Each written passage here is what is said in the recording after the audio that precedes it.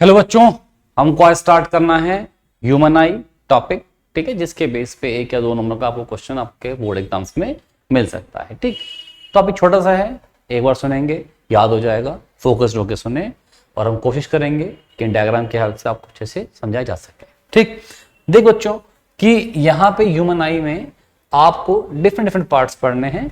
इसमें से बहुत से पार्ट क्लास 10th में आपके कोर्स में होंगे भी नहीं। हम जो मेन टॉपिक पढ़ने वाले हैं बेटा जी, वो cornea, iris, pupil, eye lens, ciliary muscles and blind spot, vitreous humour, sclera. हम इन टॉपिक पे मेन फोकस करेंगे और थोड़ा बहुत जान लेंगे ऑप्टिक नर्व्स के बारे में भी। ठीक है, तो चलिए बेटा, सबसे पहले हम बात करते हैं स्लेरा। स्लेरा अगर आप देखेंगे तो ये जितना भी वाइट पार्ट, ये जो बाहर से आपको दिख रहा है पूरा का पूरा वाइट पार्ट, ये सब क्या है? स्लेरा। क्या बेटा? स्लेरा। ये आपको आंख दिख रही है, इसका जितना भी पूरा ये वाइट पार्ट है, ये क्या बेटा? स्लेरा है। ठीक है, क्लियर? तो यहां पे ये पूरी आंख का डायग्राम देख सकते हैं, ठीक है ना।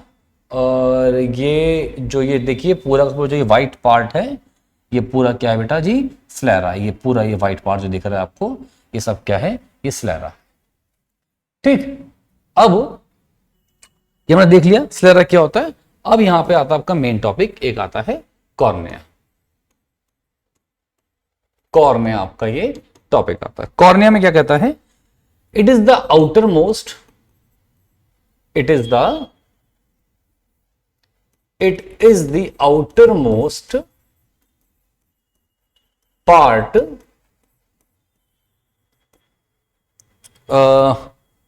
it provides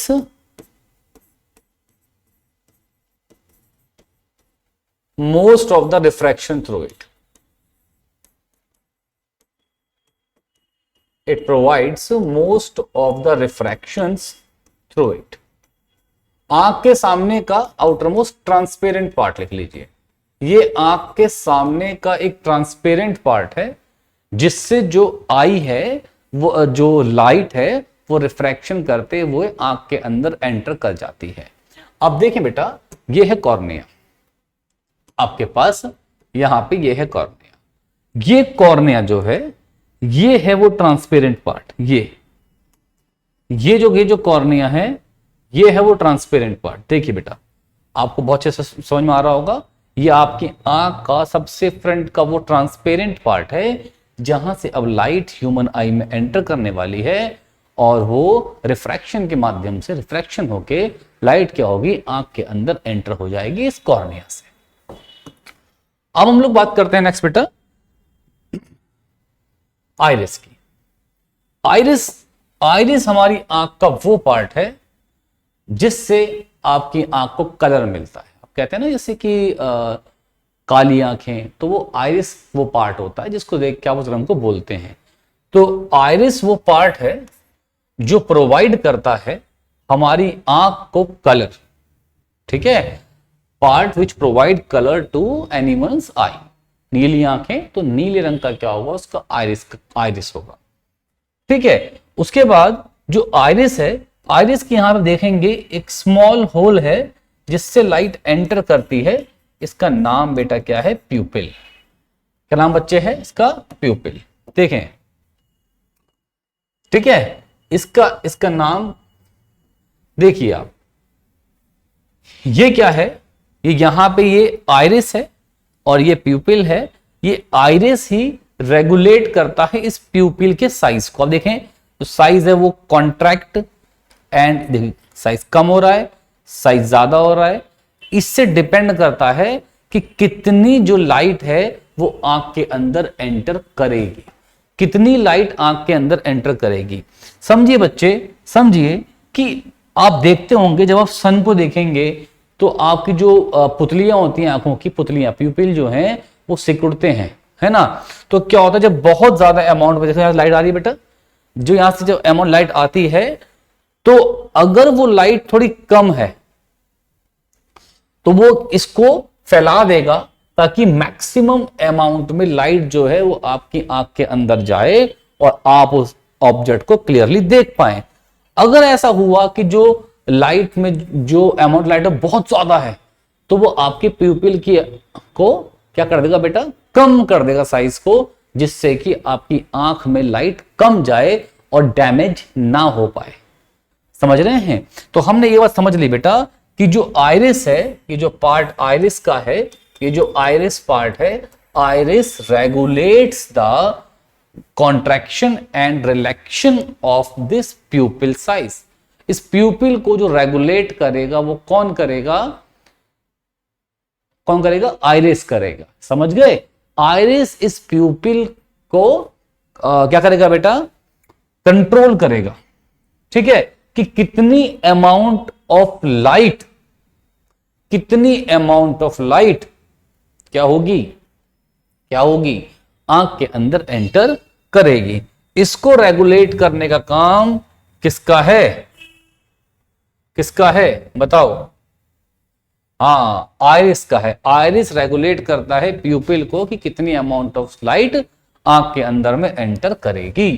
ठीक है बेटा जी, फिर हम बात करते हैं किसकी? आई लेंस की। ये आपको दिख रहा होगा आई लेंस, ये रहा वो आई लेंस है ना, ये है आई लेंस।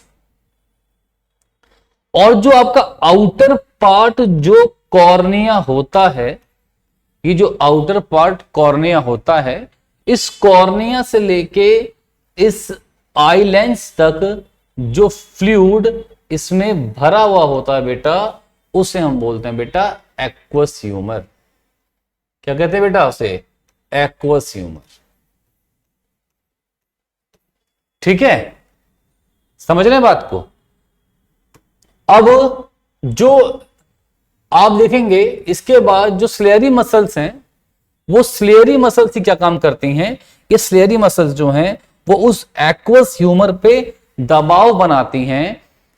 समझ रही हैं? उस एक्वस ह्यूमर पे दबाव बनाते हैं, जिसकी वजह से जो आइलेंस हैं, जिसकी वजह से जो आइलेंस हैं वो अपने साइज को रेगुलेट करते हैं, मतलब अपनी फोकल लेंथ को एडजस्ट करते हैं कि जो इमेज अगर दूर आ रही है या इमेज पास में है, सॉरी ऑब्जेक्ट अगर दूर है, अगर ऑब्जेक्ट पास में है, तो उसकी इमेज को रेटिना पे फॉर्म करने के लिए, रेटिना हमारी आंख की स्क्रीन है, रेटिना हमारी आंख की स्क्रीन है, जहां से कि ऑप्टिक नर्व, जहां से बेटा ऑप्टिक नर्व, देखो जहां से रेटिना, ये रेटिना है, ये हमारी आंख की क्या है बेटा, ये हम यहां पे देख लेते हैं बेटा, इसको क्या है, रेटिना है, ये हमारी आंख की स्क्रीन है। क्या है बेटा? ये स्क्रीन, जहां पे इमेज बनती है, और इस इमेज को ऑप्टिक नर्व्स जो है वो इलेक्ट्रिकल इंपल्सेस के फॉर्म में आपके ब्रेन तक ले जाती हैं, और ब्रेन जाके फिर डिसाइड करता है कि क्या कैसी कैसी कौन सी इमेज है। और इस ध्यान रखना, आई लेंस से लेके रेटिना तक जो लिक्विड भरा होता है इसके बीच में, उसे हम बोलते हैं बेटा विट्रेस ह्यूमर। क्या कहते हैं बेटा उसे हम लोग? Vitreous humour. समझे? देख लें तो विट्रेस ह्यूमर क्या है बेटा? वो फ्लूइड है ना, जो भरा हुआ है कहां से? आई लेंस से लेके रेटिना तक। ठीक, तो ये टॉपिक आपको जानने थे कि स्लेरा क्या था, पूरा जो व्हाइट पार्ट आंख का था, कॉर्निया क्या था, फ्रंट का ट्रांसपेरेंट पार्ट जिससे लाइट एंटर करती है आंख के अंदर में, मतलब रिफ्रैक्शन जहां से होता है आंख में, फ्रंट पार्ट जो है। आइरिस है, आइरिस वो पार्ट है जिससे आपकी आंखों को रंग मिलता है, और आइरिस ही क्या करता है? प्यूपिल की साइज को कॉन्ट्रैक्ट और रिलैक्स करके ये मेक श्योर करता है कि कितनी अमाउंट ऑफ लाइट या कितनी इंटेंसिटी ऑफ लाइट आंख के अंदर एंटर कर सके।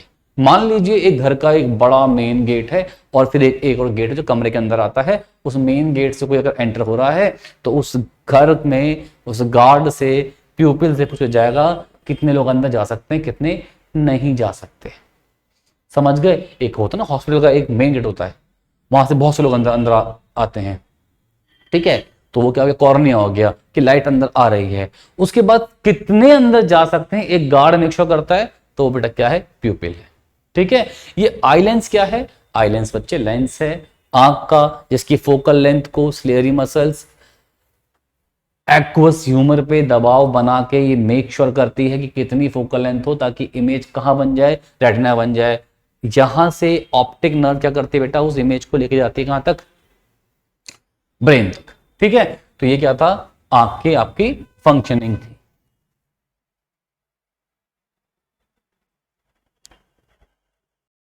अब इसी में बच्चों हम जानते हैं कॉन्सेप्ट पावर ऑफ अकोमोडेशन।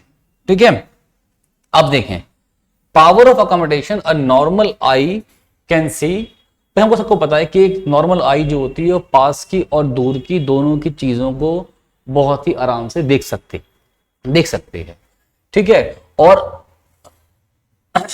जो नॉर्मल आई है उसके पास एबिलिटी है to change the thickness of the eye lens and change the focal length to focus the object at varying distances on the retina. This ability is known as the power of accommodation of the eye। मतलब पास की चीज देखनी हो या दूर की चीज देखनी हो तो आंख के लेंस की फोकल लेंथ को एडजस्ट करना, उसे कम या ज्यादा करना with the help of ciliary muscles, इसे हम क्या कहते हैं, पावर ऑफ एकोमोडेशन। किसी भी नॉर्मल आई की एबिलिटी दूर और पास की चीज को देखने की, बेटा जी क्या होता है वो, power of accommodation. This ability of the eye is known as the accommodation of the power of the eye. The ciliary muscles relax and contract to change the thickness of the lens, which in turn changes the focal length of the eye lens. ये बात आपको मैंने पहले भी कही थी अभी इसी क्लास के अंदर में कि सिलियरी मसल्स क्या करती हैं, रिलैक्स या कॉन्ट्रैक्ट करके आई लेंस की फोकल लेंथ को चेंज कर देती हैं।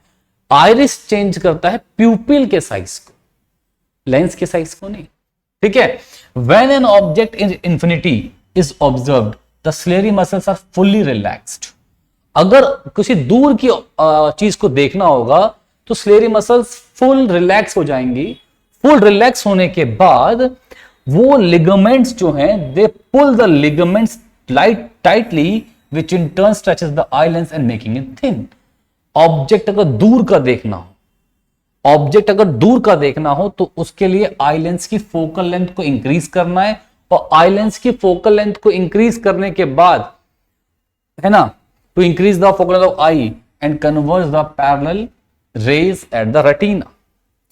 As the distance between the object and I decreases, अगर डिस्टेंस डिक्रीज हो जाए तो जो सिलियरी मसल्स हैं वो कॉन्ट्रैक्ट होती हैं और वो इंक्रीज करती हैं थिकनेस को and increases the focal length. पास की चीज को देखने के लिए थिकनेस को इंक्रीज करके डिक्रीज कर देंगे इसको बेटा, फोकल लेंथ को। ठीक, और किसी भी आंख का जो मिनिमम डिस्टेंस है वो 25 सेंटीमीटर और जो मैक्सिमम डिस्टेंस है बेटा वो इन्फिनिटी है। ठीक है, तो आप इसे देखें तो यहां पे आप देख सकते हैं कि मैं अगर बात करूंगा कि अगर एक ऑब्जेक्ट पास में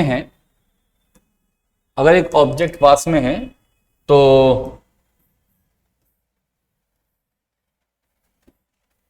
आप देखेंगे थोड़ा यहां पे आप देखें, मैं जब दूर ले गया हूं, अब यहां पे ऑब्जेक्ट दूर है, अभी ऑब्जेक्ट देखो समझो, यहां से ऑब्जेक्ट रेज आई, यहां से रिफ्रैक्ट हुई और कहां पे बनी, ये गई आपकी रेटिना पे, यहां पे इमेज बनी। यहां पे जो इमेज बनी है वो क्या बनी है बेटा, आप देखें अगर वो बनी है रियल एंड इन्वर्टेड, वो इन्वर्टेड बनी है। भाई कोई भी इमेज अगर स्क्रीन पे बनती है तो कैसी होती है, इन्वर्टेड होती है। तो इमेज बनी है यहाँ पे इन्वर्टेड, और फिर इस ऑप्टिक नर्व से वो इमेज जाती है और ब्रेन में जाके वो इमेज क्या हो जाती है, इरेक्ट हो जाती है। Brain converts the inverted image to erect image.